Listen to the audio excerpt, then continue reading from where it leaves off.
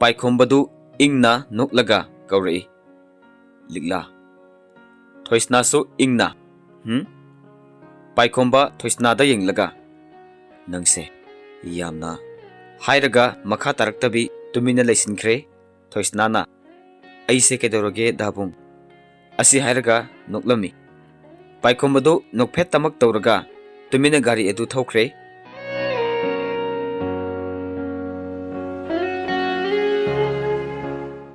अनीदु school यौरदुना पुन्ना कुमथमिनरई मदु लापना उबदा इलिजादु खंगहौदना नोकलई थोइसनासु इलिजागी मनाक्ता चंगसिलक्तुना हंगलई कईगी नोइनो हो ngarang खक्ता अदु Adana तौनरमलगा हौजिक पुन्ना लाकमिनबदुदनिदा इस असिबु वानेना दाबुंगसु करिमता होंगलमद्रिये हानगी दाबुंगदो अदुम ओइरमिये पाइखोंबदु मागी कादुदा चंगसिलगा फमलगा टेबल मथक्तगी इसिंगदु लौरगा थई अदुगा मपान हाना सुरंबा फाइल सिंगदु फाक्तुना ओजा सिंगी रेकॉर्ड अदु येंगलमी ओजा खुदिंगी सुमी येंगलकपदा थोइसनागीसु यौरमी पाइखोंबदु थोइसनागी फाइल बुक अदु तपना फाक्तुना येंगबा होरई अहानबा पेस्टा थोइसनागी बायोडाटा अदु लेरमी पिक्तक तौबा पासपोर्ट फोटो अमा नपलंबदुदा photo अदुदा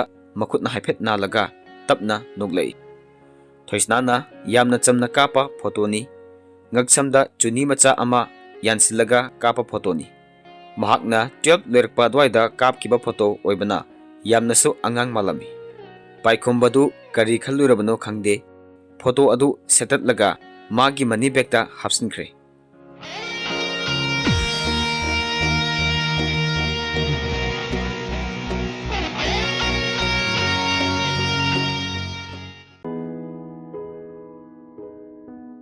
ngarang hainakiba matung inna bikiga liligadu sendrada koiba laklami anidu kumtharaga achikpa mafam amada famduna leiri bikina liligi makutu tapna nungsina nanbiraga kaurei lili kai haige daton aigi thamoise nangi wakhalda mahi sele nangbu mikup puding uninglibase kaigino lilidu bikigi wahaiduda यामना नुंगसिबा हिनगतलमी अदुना मासु मखुत नामदुना बिकेगी मखुत मथक्तुदा पाइसिलगा कुमलई दातोना एबु नुंगसिबिरिबा अदुदगी मचेत अमता तादना आइने सुनुंगसिये दातोनगी नफमदा एगी थवय हक्सांग लोइनमक कच्चबदा चिंगनबा करिसु लेते बिकीना लिलीबु मथानुंगदा चेतना कोनसिलई अदुगा मचिंदुना लिलीगी मराइबक्ता चुपिरई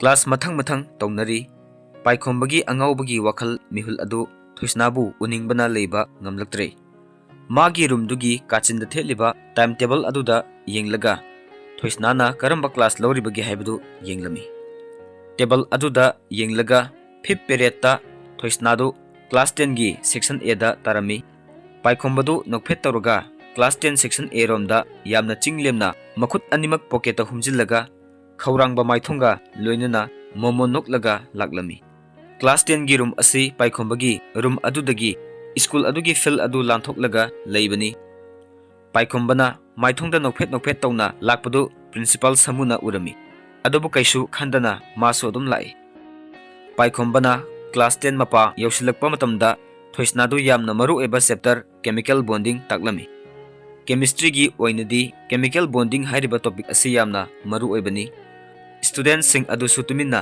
तारी थोइसनाना white board लोमदा ओनसिलगा लेपलगा ताकलिबदु पाइखोंबना तुंगदगी उरमी ngasai mangdagi ubadasu थोइसनासी अदुकी मतिक निंगथीजखिबनी हौजिक तुंगदगी उबा असिसु महक चेप्था येंगदुना लेरी अमुक्तंग लेथुरकलबदी खंदुना खौरांग नंगाइजरी अदुबु ईश्वरना चानबीबा हाइबनरा खंगदे थोइसनाना छात्र सिंगदुदा तुंग हल्लगा येंगलकपदा पाइखोंबना मनिंगी थोंनाव मपादा लेपतुना मंगोंदा येंगलंबा अदुदा खितंगदी खौतकसाय थोइसनादो मदु उबदा पाइखोंबदु इथक थकतना क्लासरूम दुदा ग्रोंग चंगसिलई अदुगा मागी इकाइबा अदु खांगबोइना ꯀꯔꯤꯁꯨ ꯃꯔꯥ ꯂꯩꯖꯗ꯭ꯔꯕ ꯁꯥꯇ꯭ꯔꯁꯤꯡꯗꯨꯗ ꯑꯣꯟꯁꯤꯜꯂꯛꯇꯨꯅ ꯍꯥꯏꯔꯛꯏ, ꯑꯩꯅ ꯉꯁꯥꯏꯗꯒꯤ ꯅꯣꯏꯁꯦ ꯁꯨꯝ ꯌꯦꯡꯕꯅꯤ.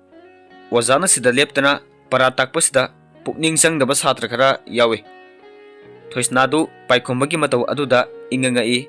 ꯀꯔꯤꯅꯣ ꯇꯧꯔꯛꯂꯤꯕꯁꯤꯅ ꯍꯥꯏꯅ ꯃꯕꯨꯛꯇ ꯈꯜꯂꯤ. ꯑꯗꯨꯕꯨ ꯑꯁꯤꯒꯨꯝꯕ ꯑꯁꯣꯏꯕ ꯃꯌꯥꯝ ꯑꯁꯤꯕꯨ ꯌꯦꯡꯁꯤꯟꯕ ꯍꯥꯏꯕꯁꯤ ꯃꯥꯒꯤ ꯃꯊꯧꯅꯤ ꯍꯥꯏꯅ ꯈꯟꯗꯣꯛꯇꯨꯅ ꯇꯨꯃꯤꯟꯅ ꯂꯩꯁꯤꯜꯂꯤ.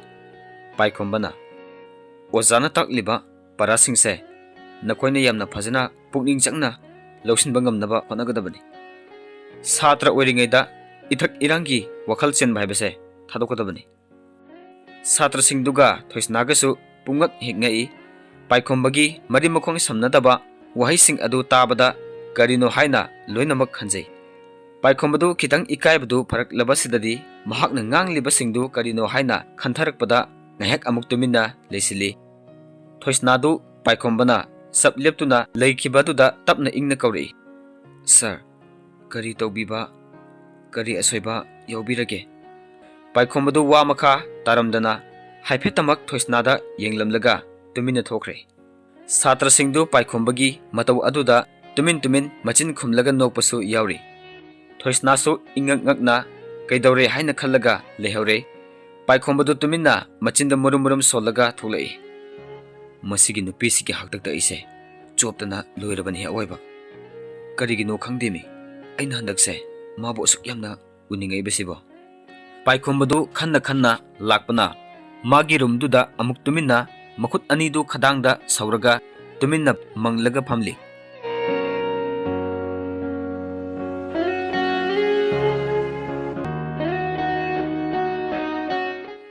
ꯁ꯭ꯀꯨꯜ ꯃꯇꯝ ꯂꯣꯏꯔꯗꯨꯅ ꯄꯥꯏꯈꯣꯝꯕꯗꯨ ꯒꯦꯠꯇ ꯊꯣꯏꯁꯅꯥꯕꯨ ꯊꯣꯛꯂꯛꯄ ꯉꯥꯏꯗꯨꯅ ꯂꯩꯔꯤ. ꯒꯥꯔꯤꯒꯤ ꯊꯣꯡꯗꯨꯗ ꯃꯈꯨꯠꯇꯨ ꯊꯕꯥꯛꯇ ꯄꯨꯟꯁꯤꯜꯂꯒ ꯃꯈꯣꯡ ꯀꯥꯔꯟ ꯆꯟꯁꯤꯜꯂꯒ ꯉꯥꯗꯨꯅ ꯒꯦꯠꯂꯣꯝꯗ ꯌꯦꯡꯂꯒ ꯌꯥꯝꯅ ꯋꯥꯅ ꯊꯣꯏꯁꯅꯥꯕꯨ ꯊꯣꯛꯂꯛꯄ ꯉꯥꯏꯔꯤ. ꯊꯣꯏꯁꯅꯥꯗꯨ ꯅꯣꯛꯇꯨꯅ ꯏꯂꯤꯖꯥꯒ ꯋꯥꯔꯤ ꯁꯥꯗꯨꯅ ꯂꯥꯛꯂꯤ. ꯏꯂꯤꯖꯥꯅ, ꯅꯣꯏꯒꯤ ꯏꯁꯥꯏꯗꯨꯕꯨ ꯉꯁꯤꯗꯤ ꯂꯥꯛꯑꯔꯣꯏꯗ꯭ꯔꯣ? ꯍꯣ, ꯂꯥꯛꯑꯔꯣꯏꯌꯦ. ꯃꯃꯥ ꯍꯣꯏꯒ ꯄꯨꯟꯅ ꯀꯣꯏꯕ ꯆꯠꯈꯤꯌꯦ. ꯃꯤꯗꯤ ꯅꯨꯄꯥ ꯑꯐꯕ ꯑꯃ ꯂꯩꯖꯕꯅꯤꯅ ꯋꯥꯈꯜ ꯀꯥꯏꯗꯨ ꯁꯥꯟꯇꯤ ꯑꯣꯏꯔꯝꯒꯅꯤꯅꯦ. ꯗꯥ ꯕꯤꯀꯤꯁꯦ ꯌꯥꯝꯅ ꯐꯩꯌꯦ. ꯃꯥꯁꯦ ꯑꯩꯕꯨꯁꯨ ꯌꯥꯝꯅ ꯅꯨꯡꯁꯤꯕꯤ. ꯑꯩꯕꯨ ꯃꯤꯀꯨꯞ ꯑꯃꯠꯇ ꯋꯥꯍꯟꯗꯦ. ꯑꯗꯨꯝ ꯂꯨꯅ ꯇꯧꯕꯤ, ꯑꯩꯕꯨ ꯊꯦꯝꯕꯤ. ꯀꯔꯤꯒꯨꯝꯕ ꯃꯊꯥ ꯑꯃꯠꯇ ꯁꯥꯍꯟꯕꯤꯗꯦ. ꯑꯩꯕꯨ ꯏꯪꯅ ꯂꯨꯅ ꯇꯦꯟꯁꯟ ꯑꯃꯠꯇ ꯂꯩꯍꯟꯗꯦ. ꯃꯍꯥꯛꯁꯦ ꯑꯩꯒꯤꯗꯤ ꯏꯁꯣꯔꯅ ꯊꯥꯕꯤꯔꯛꯂꯕ ꯈ꯭ꯋꯥꯏꯗꯒꯤ ꯃꯇꯤꯛ ꯆꯥꯔꯕ ꯃꯤꯁꯛꯅꯤ. ꯋꯥꯎ! ꯃꯥꯅ ꯑꯩꯕꯨ ꯅꯨꯡꯁꯤꯕꯤꯔꯤꯕ ꯑꯗꯨꯗꯒꯤ ꯆꯥꯡ ꯃꯔꯤꯛ ꯑꯃꯠꯇ ꯇꯥꯗꯅ ꯑꯩꯁꯨ ꯅꯨꯡꯁꯤꯌꯦ. ꯅꯨꯡꯁꯤꯕ ꯍꯥꯏꯕ ꯑꯁꯤꯁꯨ ꯃꯍꯥꯛꯅ ꯇꯝꯕꯤꯕꯅꯤ. ꯃꯥꯗꯤ ꯑꯩꯒꯤ ꯊꯋꯥꯏꯒꯤ ꯊꯋꯥꯏꯅꯤ. ꯏꯂꯤꯖꯥꯅ ꯊꯣꯏꯁꯅꯥꯒꯤ ꯃꯅꯪꯒꯟꯗ ꯈꯨꯄꯥꯛꯅ ꯁꯦꯠ ꯂꯥꯎꯅ ꯊꯥꯔꯒ ꯍꯥꯏꯔꯛꯏ. ꯇꯨ, ꯅꯣꯏꯒꯤ ꯗꯥꯕꯨꯡꯁꯦ ꯑꯁꯤꯗ ꯅꯪ ꯉꯥꯏꯔꯤ ꯃꯥꯜꯂꯦ. ꯊꯣꯏꯁꯅꯥ ꯅꯣꯛꯐꯦꯠ ꯇꯧꯅ ꯌꯦꯡꯂꯒ, ꯃꯥꯁꯦ ꯌꯥꯝꯅ ꯆꯝꯕꯅꯤ. ꯑꯩꯕꯨ ꯃꯆꯜꯗꯧꯅ ꯇꯧꯕꯤꯕꯅꯤ. ꯑꯩꯒꯤ ꯂꯩꯀꯥꯏꯒꯤ ꯏꯕꯨꯡ ꯑꯁꯦꯡꯕꯅꯤ. ꯌꯥꯔꯦ, ꯆꯠꯂꯨꯁꯣ, ꯊꯦꯡꯉꯅꯤ. ꯍꯣꯏ. ꯑꯁꯤ ꯍꯥꯏꯔꯒ ꯊꯣꯏꯁꯅꯥ ꯄꯥꯏꯈꯣꯝꯕꯅ ꯂꯦꯞꯂꯤꯕ ꯑꯗꯣꯝꯗ ꯆꯪꯁꯤꯜꯂꯛꯏ. ꯊꯣꯏꯁꯅꯥ ꯂꯥꯛꯄꯗꯨꯗ ꯄꯥꯏꯈꯣꯝꯕꯗꯨ ꯏꯪꯅ ꯀꯧꯔꯛꯏ. ꯂꯤꯛꯂꯥ, ꯍꯜꯂꯁꯤꯔꯥ? ꯗꯥꯕꯨꯡ. ꯑꯁꯤ ꯍꯥꯏꯔꯒ ꯊꯣꯏꯁꯅꯥꯅ ꯍꯥꯟꯅ ꯊꯣꯡꯗꯨ ꯍꯥꯡꯗꯣꯛꯂꯒ ꯀꯥꯈꯠꯇꯨꯅ ꯐꯝꯈ꯭ꯔꯦ. ꯄꯥꯏꯈꯣꯝꯕꯗꯨ ꯍꯔꯥꯎꯕꯒꯤ ꯃꯤꯅꯣꯛ ꯑꯃ ꯅꯣꯛꯂꯒ ꯇꯞꯅ ꯁꯣꯜꯂꯤ. ꯂꯤꯛꯂꯥ, ꯅꯪꯒꯤ ꯗ꯭ꯔꯥꯏꯚꯔꯁꯦ ꯃꯇꯝ ꯆꯨꯞꯄꯒꯤ ꯑꯣꯏꯅ ꯑꯗꯨꯝ ꯑꯣꯏꯖꯅꯤꯡꯉꯤꯗ. ꯄꯥꯏꯈꯣꯝꯕꯁꯨ ꯒꯥꯔꯤꯗ ꯀꯥꯈꯠꯇꯨꯅ ꯐꯝꯂꯒ ꯊꯧꯕ ꯍꯧꯈ꯭ꯔꯦ. ꯊꯣꯏꯁꯅꯥꯅ ꯌꯥꯝꯅ ꯏꯪꯅ ꯍꯪꯂꯛꯏ. ꯗꯥꯕꯨꯡ, ꯉꯁꯥꯏ ꯇꯧꯔꯤꯗꯨꯕꯨ ꯀꯩꯅꯣ? ꯉꯁꯥꯏꯒꯤ ꯋꯥꯐꯝꯗꯨ ꯄꯜꯂꯛꯄꯗꯨꯗ ꯄꯥꯏꯈꯣꯝꯕꯗꯨ ꯅꯣꯛꯂꯒ, ꯈꯪꯗꯦ, ꯑꯩꯁꯨ. ꯃꯔꯤ ꯃꯈꯣꯡ ꯁꯝꯅꯗꯕ ꯋꯥ ꯃꯌꯥꯝ ꯑꯃ ꯑꯉꯥꯡꯁꯤꯡꯗꯨꯗ ꯀꯗꯥꯏꯗꯒꯤ ꯀꯣꯠꯁꯤꯜꯂꯨꯔꯤꯅꯣ ꯈꯪꯗꯦꯕ. ꯄꯥꯏꯈꯣꯝꯕꯗꯨ ꯋꯥꯗꯤ ꯑꯃꯠꯇ ꯉꯥꯡꯗꯦ, ꯑꯗꯨꯕꯨ ꯇꯨꯃꯤꯟꯅ ꯃꯕꯨꯛꯇ ꯈꯜꯂꯤ. ꯑꯗꯨꯕꯨꯔꯣ, ꯅꯪꯕꯨ ꯈꯪꯎ ꯎꯅꯤꯡꯂꯛꯄ. ꯑꯗꯨꯅꯅꯤ. ꯍꯟꯗꯛꯁꯦ ꯅꯪꯒꯤ ꯅꯅꯥꯛꯇꯗ ꯑꯗꯨꯝ ꯂꯩꯅꯤꯡꯉꯛꯄ ꯑꯃ ꯇꯧꯔꯤꯌꯦ. ꯗꯥꯕꯨꯡ, ꯕꯖꯥꯔꯗ ꯑꯝꯇ ꯆꯠꯃꯤꯟꯅꯔꯨꯁꯤꯔꯥ? ꯄꯥꯏꯈꯣꯝꯕꯗꯨ ꯋꯥꯍꯩꯗꯨ ꯇꯥꯕꯗ ꯍꯔꯥꯎꯕꯅ ꯂꯣꯏꯈ꯭ꯔꯦ. ꯃꯔꯝꯗꯤ ꯃꯍꯥꯛꯀ ꯊꯣꯏꯁꯅꯥꯒ ꯈꯔ ꯁꯥꯡꯅ ꯆꯠꯃꯤꯟꯅꯕꯒꯤ ꯇꯥꯟꯖꯥ ꯑꯃ ꯐꯪꯂꯦ ꯈꯜꯂꯛꯏ. ꯑꯗꯨꯕꯨ ꯇꯞꯅ ꯀꯩꯁꯨ ꯈꯟꯖꯤꯟꯗꯕ ꯁꯥꯔꯒ, ꯀꯩꯗꯧꯕꯅꯣ? ꯊꯣꯏꯁꯅꯥꯅ ꯏꯪꯅ ꯌꯥꯇꯣꯟ ꯇꯃꯛ ꯎꯍꯜꯂꯒ ꯃꯣꯃꯣꯟ ꯅꯣꯛꯂꯒ ꯍꯥꯏꯔꯛꯏ.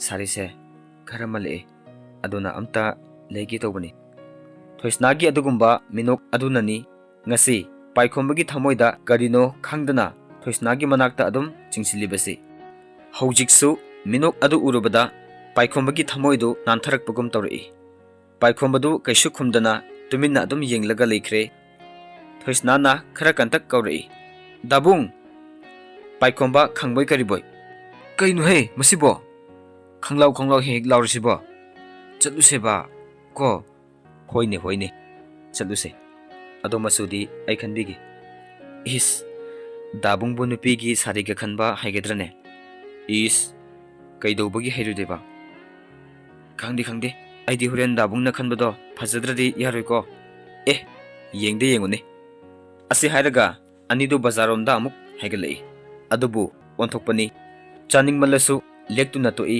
हाइबदुनी पाइखोंबना वखल नुंगाइना सटलिंगै तांजादुदा बिकीदु लिली थमलमलगा थोइसनादा कॉल तौरई थोइसनासु नोकफेट तौरगा हेलो दाबिके थोइसनाना दाबिकी हाइदुना कौरकपा अदुदा पाइखोंबदु सुक्तक तौना कनानो हाइदुना थोइसनादा येंगलई थोइसनाना हलइये दाबिके अदो बाजारदा सारी लेगेना एखुई लेकाइगी दाबुंग स्कूल सिगी फाउंडर दाबुंगदो अदुगा पुना सटलिये थोइसनागी मचिनमक्तगी फोन अदुदा एखुई लेकाइगी इबुंग हाइदुना पलकपा अदुदा पाइखोंबदु बिटका खंगतिकते अदुगा मचिन पाइथोकलगा लेख्रे फोनदगी बिकीना हाइरई आई नोइगी तुंग वैरपना थौरिये आइगा चटलसे खामो थोइसना हराउना हा असिंबगिरो असि हाइरगा गाड़ीगी थोंनाउदगी मकोक लिथोकलगा तुंगदा येंगलकपदा बिकीगी गाड़ीदु मनिंगदा थौबा Orai थोइसना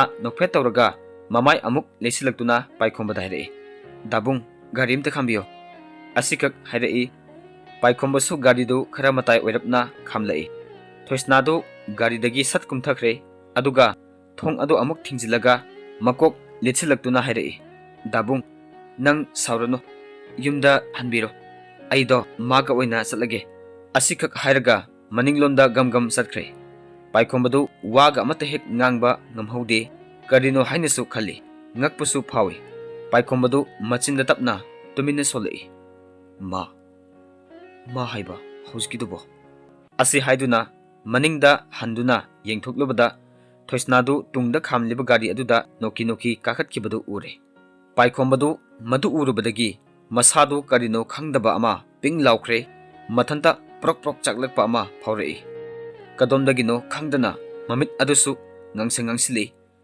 aduga mapi ira chilei तुमिन्ना गाड़ी मनुंगदुदा फमलगा ले सोमदा थोइसनादु बिकीगी गाड़ी अदुदा काखतलगा फमलई अदुगा नोकी तौरगा हाइरई दाबिके बाजारदा हाना चलुसे बिकीदु गाड़ी अदु स्टार्ट तौरगा थौबा हौख्रे अदुगा थोइसनादा येंगलगा नंग उनिंगबना ngaudana इमादा चलसिना गिरिगिरि तागा हलैने अदुगा हौजिक लाइसिने थोइसनादु नुंसिना नोकलगा बिकीदा येंगलगा मरे कोली तौरगा हाइरई असेंगबगिरो याम नुंसिबिबगी वानिने थोइसनाना बिकीरोमदा ओनसिंदुना येंगलगा वारी साना सटखिबदु पाइखोंबना मागी गाड़ी मनुंगदुदगी उहौई मदु उबदा पाइखोंबदु साथीना नुंगाइतबा फौजरी अनिदुना सटखिबा लंबी अदोमदा मुन्ना ममित कुप्तबी येंगजदुना लेहौई मागी मित्येंगदगी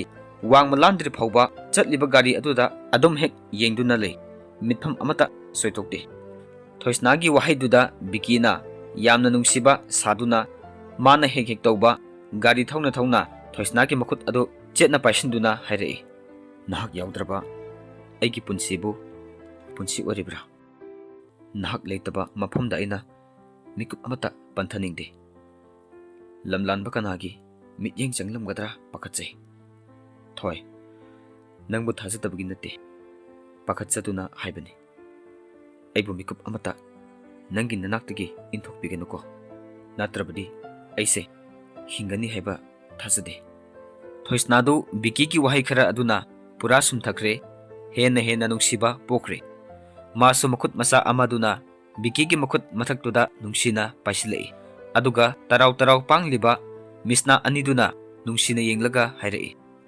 Dabiki na ibu thamoy sengna nungsibiba aduna aigi thamoy se matam chuppagi oina Dabiki da sinnari kana amata dasu pithokloye Biki du momon nuglei Thoisna su momon nuglei ani du nupi ngaktagi dress yonba showroom amada sanglei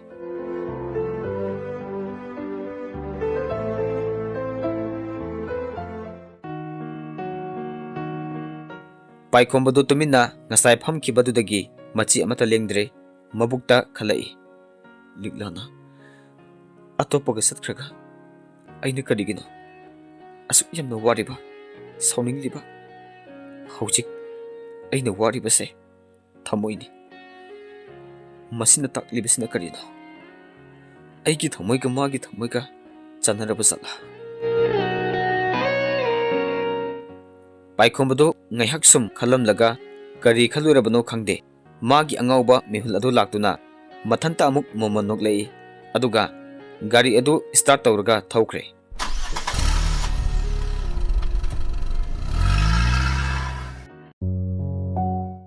Thoisnaga Biki du showroom aduda sanglaktuna sari khara khali Thoisnana pink masugi sari ama paikhatlaga Biki da ulei Dabiki sise pamro asi haiduna mangonda haipet insilli aduga mamit adu Biki da yenglaga noglei Biki su ngahak munna yenglaga phajade haiduna mangak to hairei Thoisna du sari adu amuk thamlaga atopa dark blue masu ama amuk paikhalei madusuni khanba yaba ani du khanminnarami aduga lasta Biki na pami phajare haibadagi light green oirap tawba ama leiduna ani du amuk halakli Paikhomba su atopa showroom amada sanglaktuna Thoisnagi ni haiduna sari mayam ama puthoktuna khalli sari singdu mathang paiduna khalli mamitu amuk chetna ishinjaraga Thoisnagi saktambu ningsingli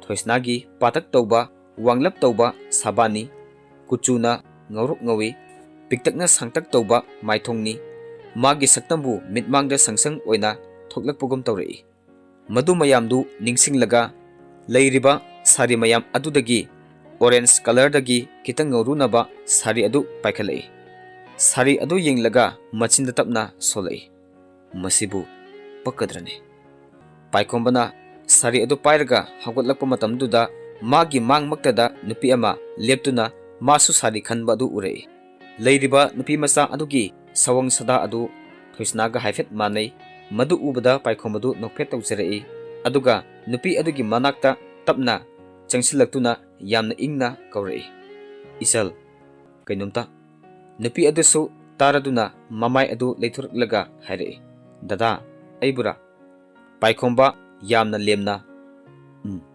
mani isan nupi adu handakti Paikhombada pulap onslai aduga nokphet tawna hairei kari lerege dada Paikhomba ikai na yamna tapna chinglemna hairei sumdobuni isal ngasise aigi isal nupi sing amagi birthday ni aduda aina gift amatang piningba ata mase sari yamna setkale nupi adu nokphet tawraga o ado dada nasalna kari mateng pangjaw haibano nupi adugi karisu koidaba tapna ingna hairakpa aduda Paikhomba kitang koiba faraduna hairei dada se nupi gi firol se kayasu khangde aduna haita sari ase mati khalle adubu pakchagadra pakcharuidra haibadi khangde nupi aduna Paikhomba gi makutuna pairiba sari aduda yenglaga hairei makhadi dada ada isal nupi do aina sum yengbada nang haipet sawang sadasu mane aduna simatang setpigera isal asi hairaga Paikhomba mamit adu kitang noki tawna yenglai nupi adusu Paikhomba matau aduda nokningbasu phaurei magi matau aduda nungsibasu phaurei nupi adu kitang nokphet tawraga dadagi se isal nupi gi mansilaktrebo asi khak hairamlaga makhut aduna Paikhomba makhuttagi sari adu lauraga manungda sangkhre Paikhomba makokto haiphet khotlaga nokphet tawna leihoi